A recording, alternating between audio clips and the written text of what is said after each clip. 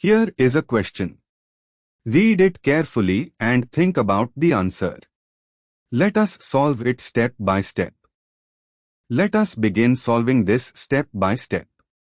The compound has the structure CH3CH, C6H5, CH2O.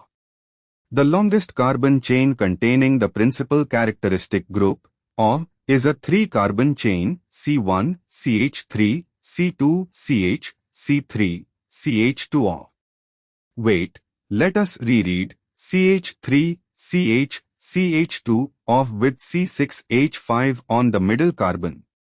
So the chain is CH3, C1, CH, C2 bearing C6H5, CH2O, C3. This is a 3-carbon chain with an O group. Moving on to the next step. The O group is the principal characteristic group, so the parent chain is named as a propanol. Moving on to the next step. Number the chain to give the lowest locant to O, numbering from the O end. C1 is equal to CH2O, C2 is equal to CH, C6H5, C3 is equal to CH3. This gives O at C1.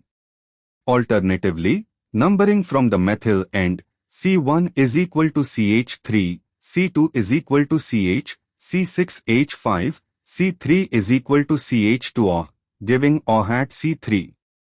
The lowest locant rule requires O at C1, so we number from the CH2O end. And for the final step, parent chain is equal to propan 1-ol, 3 carbons, O at C1. Substituent is equal to phenyl at C2. Full IUPAC name is equal to 2-phenylpropan 1-ol. B. 2-phenylpropan 3-ol. Incorrect because this would place O at C3 violating the lowest locant rule. C. 1,2-hydroxy 1-methylethyl benzene. This uses benzene as the parent, which is not preferred when a principal characteristic group, O, is present in the chain. Also, the name construction is non-standard for IUPAC 2013 recommendations. D. 1-hydroxymethyl ethyl benzene similarly uses benzene as parent and is not the preferred IUPAC name. The correct IUPAC name following preferred IUPAC nomenclature is 2-phenylpropan 1-ol.